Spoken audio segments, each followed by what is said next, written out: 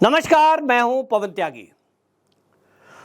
आम आदमी पार्टी के मुख्यमंत्री अरविंद केजरीवाल के कारनामों को देखते हुए मैं ये कह सकता हूं कि अगले 5 से 10 साल में अरविंद केजरीवाल जिस तेजी से आगे बढ़ रहे हैं वो देश के प्रधानमंत्री बन सकते हैं। जी हां, आपने सही सुना।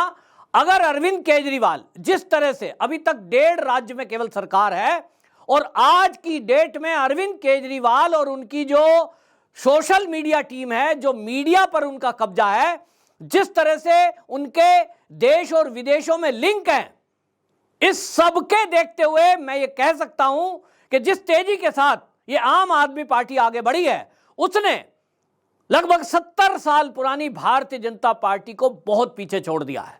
कांग्रेस कहीं उसके सामने टिकती दिखाई नहीं देती है।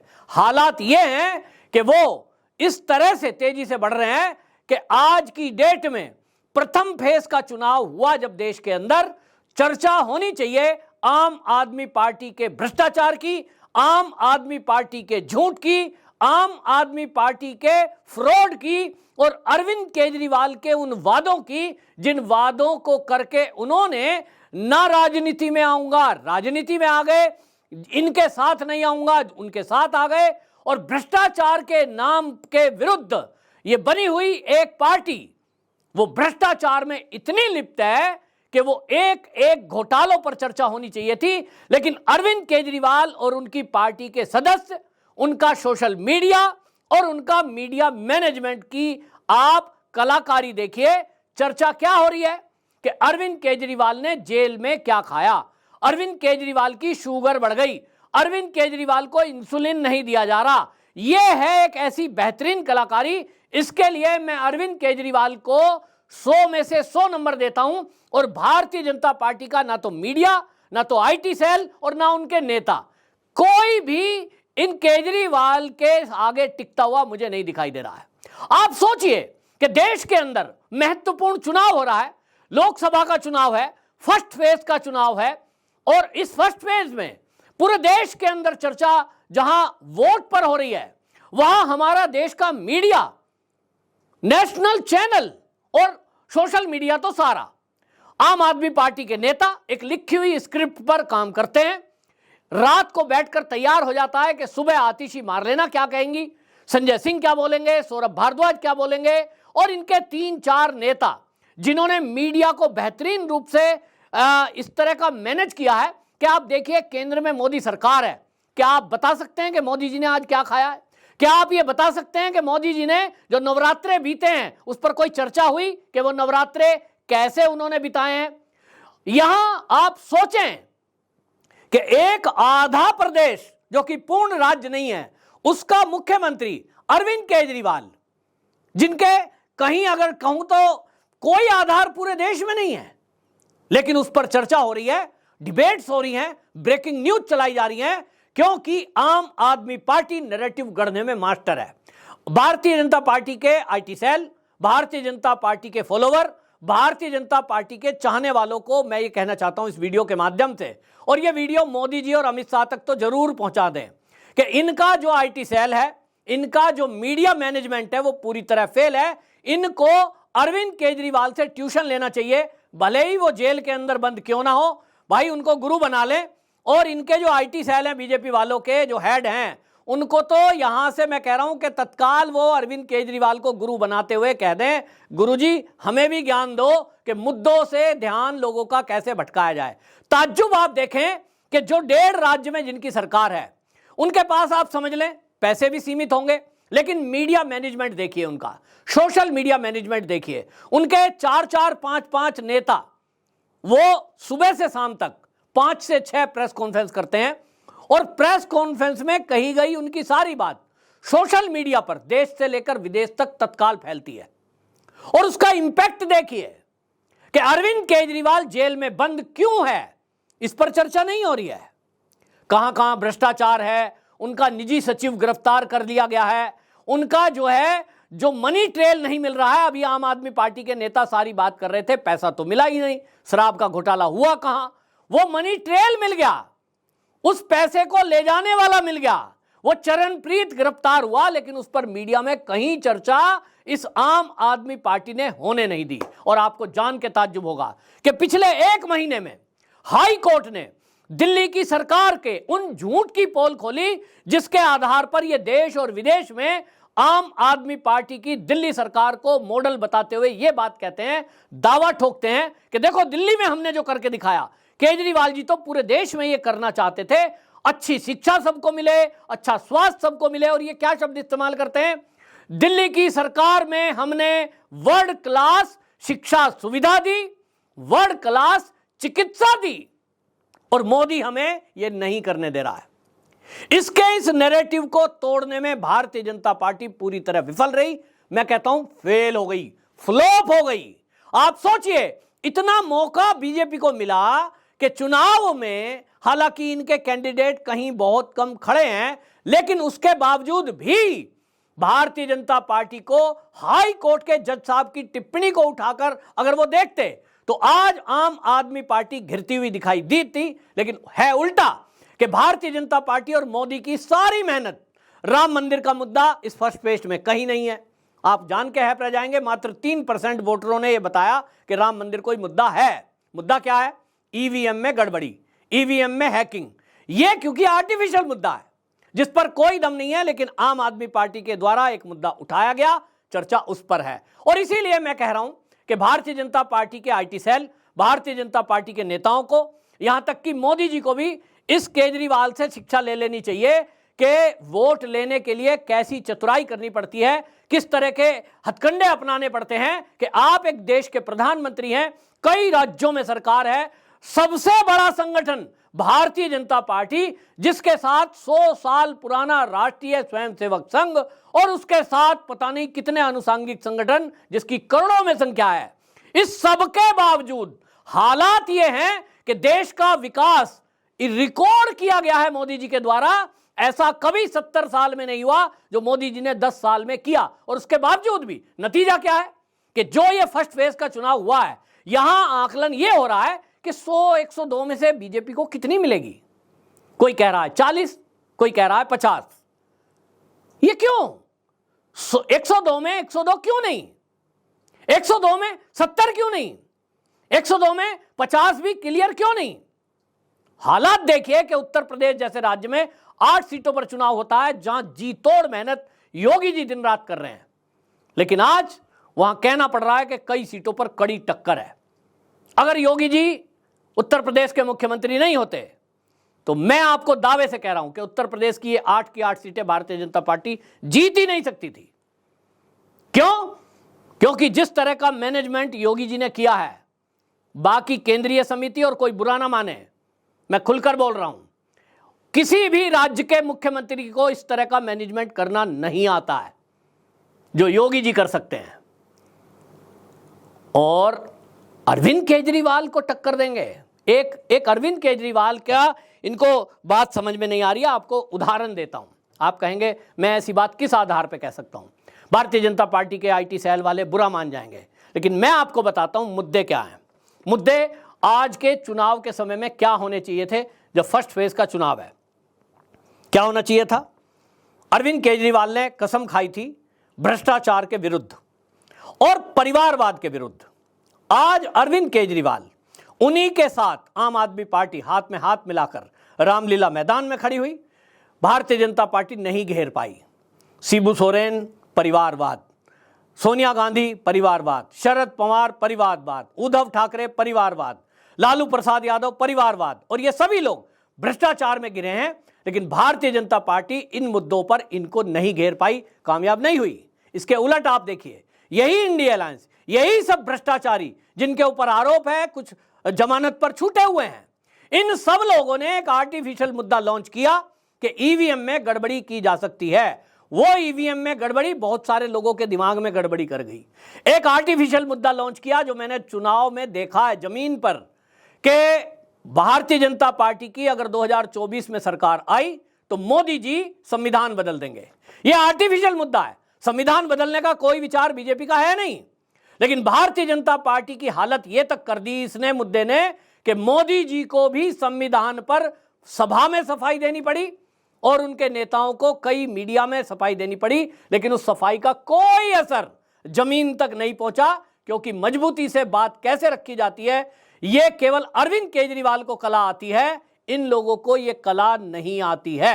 ये फेल हो गए इस मुद्दे में और आर्टिफिशियल मुद्दे में इतना गिरे कि दलित वोटर बड़ी संख्या में, मैंने तो उत्तर प्रदेश में देखा है और देश के कई भागों में, उनको यह दिमाग में रख दिया गया कि ये जो भारतीय जनता पार्टी है, जो मोदी है, ये बाबा साहब भीमराव अंबेडकर का अपमान करने वाले हैं, क्योंकि ये आरएसएस का बनाया हुआ संविधान लागू कर रहे हैं, जो कि ब्राह्मणवादी पार्टी है।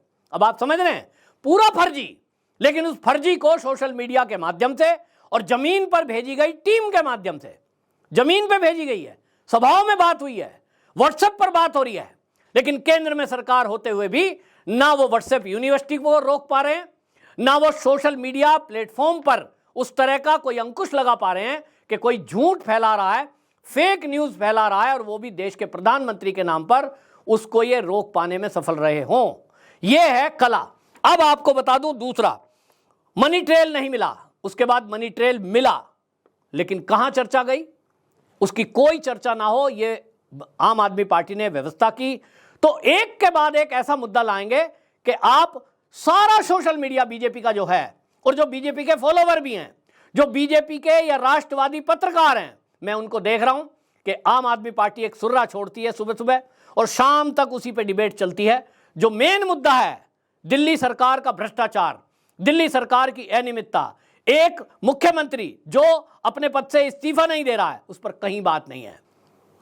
वो नवरात्रे में खाया, तो नवरात्रे में खा लिया तो क्या हो गया, नहीं मानता वो माता को, ना वो व्रत रखता है। आपके मोदी जी व्रत रखते हैं, वो निर्जला रहें, वो कैसा रहें, वो उनकी मर्जी, लेकिन अरविंद केजरीवाल नहीं मानता। बहुत सारे ऐसे हिंदू हैं जो व्रत नहीं रखते, आप उस पर घेरने की कोशिश कर रहे हैं, जो एक सबसे ओछी और नीची हरकत है। मुद्दा क्या होना चाहिए था, मुद्दा यह होना चाहिए था कि दिल्ली की जेल में बंद अरविंद केजरीवाल, अगर आतिशी मारलेना जो दिल्ली की मंत्री है, अगर यह दावा कर रही है कि जेल में अरविंद केजरीवाल को इंसुलिन नहीं दिया जा रहा है, और मोदी जी और दिल्ली के एलजी पे आरोप लगा रही है कि उनकी हत्या करने की कोशिश की जा रही है, ये कितना बड़ा आरोप है। इस पर तो केस तुरंत हो जाना चाहिए, इस पर तुरंत पूरी भाजपा को अग्रेसिव हो जाना चाहिए और पूछना चाहिए किस आधार पर आप देश के प्रधानमंत्री और दिल्ली के एलजी पे आरोप लगा रहे हो कि ये केजरीवाल की हत्या करना चाहते हैं। जेल किसके अंडर है, दिल्ली सरकार के। आतिशी कौन है, दिल्ली सरकार की मंत्री। तो क्यों ऐसा नहीं कह सकती बीजेपी कि भाई ये आम आदमी पार्टी वाले जो नेता हैं वही अरविंद केजरीवाल के खिलाफ एक षड्यंत्र कर रहे हैं, क्योंकि एक सुर्रा है, कोई कुछ नहीं है, वो मौज मार रहा है जेल में। मैंने आपको कहा कि यही नाटक नौटंकी है कि बाहर आके चिल्लाओ कि जेल में हमें बहुत दिक्कत है और अंदर ऐश करो, क्योंकि जेल तो दिल्ली सरकार के अधीन है। लेकिन भारतीय जनता पार्टी काउंटर करने में पूरी तरह फेल, और इंसुलिन का हिसाब दे रहे हैं। जेल मैनुअल का चार्ट पूरे मीडिया में चल रहा है, देखो जी क्या खाया उसने और क्या नहीं खाया। अबे भाई आप क्यों इस पर चर्चा कर रहे हो, वो खाया क्या नहीं खाया, शुगर डाउन हो गई अप हो गई, ये डॉक्टरों का काम है। आपका काम है कोर्ट में जाइए, आप एम्स का एक पैनल बिठाइए और उसकी जांच करा दीजिए कोर्ट से आदेश लेकर के, क्या कर रहा है क्या नहीं कर रहा है, शुगर हो गई डाउन हो गई तो अप हो गई। भाई इस मुद्दे के बजाय आपको असली मुद्दे पर बात करनी चाहिए कि दिल्ली में अभी जो मैंने कहा पिछले एक महीने के अंदर आप देखिए कितनी चर्चा हुई है। आम आदमी पार्टी के एक दलित मंत्री राजकुमार आनंद ने इस्तीफा दिया और उनका एक इंटरव्यू है, एक्सक्लूसिव इंटरव्यू उन्होंने सुशांत सिन्हा को दिया, पत्रकार को। किसी भारतीय जनता पार्टी ने उस पर चर्चा नहीं की, मैंने वो सुना है। वो क्या कह रहे हैं राजकुमार आनंद कि अरविंद केजरीवाल दलित विरोधी है, अरविंद केजरीवाल दलितों को आगे बढ़ाता नहीं है, झूठा नाटक करता है। और उन्होंने कहा कि जब मैंने दलितों के विकास की बात की तो मुझे अलग थलग कर दिया गया। आज भी उनका इस्तीफा स्वीकार नहीं किया गया है, हालांकि उन्होंने इस्तीफा इसी बात पर दिया। ये कितनी बड़ी बात है कि जो अपने आप में दम भर रहे हैं कि हम तो दलित हितैषी हैं, वो दलित विरोधी बातें कर रहे हैं। राजकुमार आनंद का वो बयान कहीं चर्चा में नहीं है। दूसरा मुद्दा हुआ तिलक नगर में आतिशी मारलेना ने पुराने ऐतिहासिक मंदिर को तोड़ने का आदेश दिया, और वो भी रामनवमी के दिन। कहीं मुद्दा नहीं है। दिल्ली जल बोर्ड का 73,000 करोड़ रुपए का कर्जा है उसके ऊपर, वो घाटे में है। लेकिन आतिशी मारलेना मीडिया में आती है और ये नेता दावा करते हैं कि दिल्ली सरकार बहुत बेहतरीन चल रही है, हमने लाभ का बजट पेश किया है, लेकिन इसकी कहीं चर्चा नहीं है। 28,000 करोड़ रुपया एक साल के अंदर जल बोर्ड में घोटाला हो गया और उसका कोई ऑडिट नहीं हुआ, वो पैसा गायब है, कोई चर्चा नहीं है। इसी तरह दिल्ली के अंदर हाई कोर्ट ने पिछले ही महीने फर्जी दिल्ली में चल रही लैब पर दिल्ली के स्वास्थ्य मंत्री सौरभ भारद्वाज को कड़ी फटकार लगाई, लेकिन मजाल है कि कहीं खबरों में वो चर्चा हो जाए, क्योंकि भाजपा को फुर्सत नहीं है, ना भाजपा के पास वो आईटी सेल है, ना भाजपा के पक्ष में वो मीडिया मुझे दिखाई देता है। और वो सौरभ भारद्वाज को लगाई फटकार मात्र 1 से 2 यूट्यूब चैनलों पर मात्र रह गई, मैंने भी उस पर न्यूज की थी, लेकिन मजाल है कोई भाजपा वाला या आईटी सेल उसको उठाकर कहीं प्रचारित कर दे कि देश की राजधानी दिल्ली में दिल्ली सरकार का स्वास्थ्य मंत्रालय जो पहले सत्येंद्र जैन पर था, आज सौरभ भारद्वाज पर है। उनके द्वारा हाई कोर्ट ने उनको फटकार लगाई कि यहां अनाधिकृत हजारों लैब चल रही हैं, पैथ लैब। कितना बड़ा मुद्दा है, लोगों के स्वास्थ्य से खिलवाड़ हो रहा है। वर्ल्ड क्लास स्वास्थ्य सेवा देने का दावा करने वाली आम आदमी पार्टी की एक ही इस हाई कोर्ट के फटकार और जज साहब के स्टेटमेंट से पोल खुल सकती है, लेकिन मजाल है कि बीजेपी इस मुद्दे को उठा पाए। दूसरा, फर्जी हॉस्पिटल, ये जो दावा करते हैं कि हमारा वर्ल्ड क्लास स्वास्थ्य सेवा है, भारतीय जनता पार्टी के किसी भी नेता ने ये तो कहा कि राघव चड्ढा कहां गायब है साहब, वो क्यों नहीं है? अरे तुम्हें क्या लेना देना, राघव चड्ढा उन्हीं की पार्टी आम आदमी पार्टी का सांसद। ये सवाल पूछेगा तो केजरीवाल, ये सवाल पूछे तो उनसे आतिशी पूछे कि भाई तुम कहां बैठे हो, उनका सांसद है, वो गायब रहे, वो कहीं रहे। मैं तो कह रहा हूं कि वो इन्होंने भेजा है, गायब नहीं है। मुद्दा क्या होना चाहिए? मुद्दा यह होना चाहिए था कि बीजेपी इस बात को उठाती कि जब ये कहते हैं कि हमारा वर्ल्ड क्लास स्वास्थ्य सेवा है साहब दिल्ली में, तो वर्ल्ड क्लास का मतलब होता है कि जैसा दुनिया में कहीं विश्व स्तरीय सबसे अच्छी सेवा होती होगी वो दिल्ली में है। तो इनको सवाल करना चाहिए कि आप कह रहे हो राघव चड्ढा आंख का ऑपरेशन कराने गया है, स्वाति मालीवाल अपनी बहन का इलाज कराने गई है, जब आपने वर्ल्ड क्लास सेवाएं दी हैं दिल्ली में, तो ये विदेश में क्यों गए हैं? केवल इतना सवाल पूछ लेते, इस मुद्दे को हाईलाइट करते, तो इनकी वर्ल्ड क्लास स्वास्थ्य सेवाओं की 2 ही बातों से पोल खुलती। एक, राघव चड्ढा का विदेश में इलाज कराना, स्वाति मालीवाल का बहन का इलाज कराने जाना। तीसरा, लैब पर हाई कोर्ट की टिप्पणी। लेकिन मजाल है बीजेपी इसको मुद्दा बना पाए। इसी तरह स्कूलों के खस्ता हाल पर भी दिल्ली की हाई कोर्ट ने शिक्षा सचिव को बाकायदा फटकार लगाई। बेंच नहीं है स्कूलों में, डेस्क नहीं है, और एक क्लास में 155 बच्चे पढ़ रहे हैं। 10 स्कूलों को चेकिंग करवाया गया कोर्ट के द्वारा, उसकी रिपोर्ट कह रही है कि खस्ता हाल स्कूल हैं, लेकिन अपने आप को सबसे अच्छी स्वास्थ्य सेवा और शिक्षा सेवा, ये तो अभी तक कहते हैं कि हमारा जो मनीष सिसोदिया को जेल में डाल दिया वो तो बच्चों को पढ़ाना चाहते थे। इनकी कोर्ट हाई कोर्ट के इस टिप्पणी से इनकी पोल खुलती है कि कैसे स्कूल दिए हैं।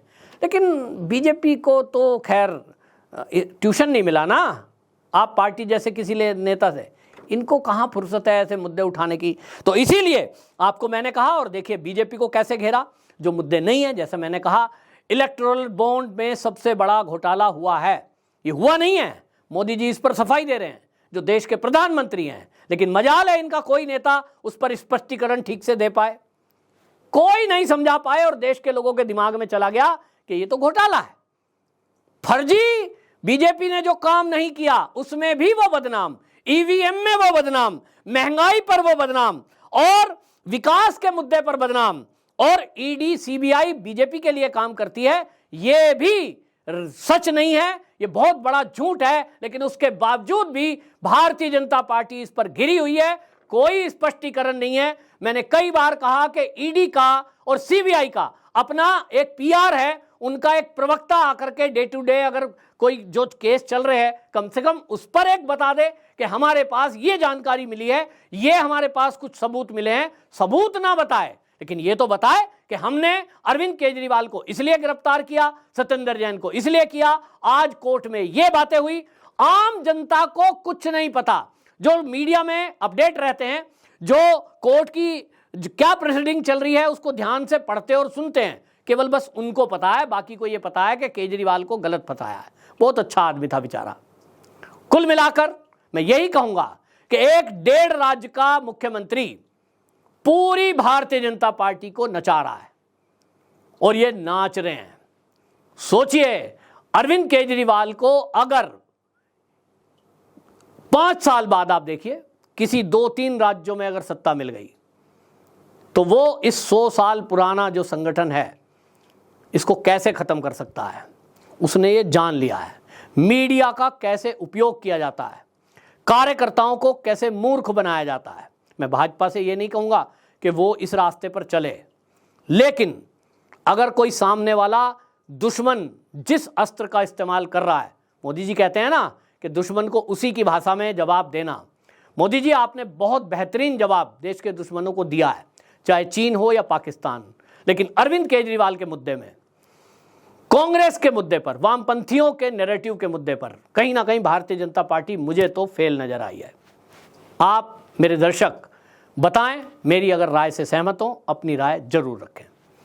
वंदे मातरम। और हाँ, इस वीडियो को भारतीय जनता पार्टी के IT सेल तक, मोदी तक, अमित शाह तक जरूर पहुंचा दें ताकि उनको भी पता चले कि किस तरह के हालात उनकी पार्टी के अंदर हैं कि चुनाव के दिन अरविंद केजरीवाल की पूड़ी पर चर्चा हो रही है, उनके इंसुलिन पर चर्चा हो रही है, ना कि इन मुद्दों पर जो आम आदमी पार्टी के भ्रष्टाचार हैं। वंदे मातरम। जय श्री राम।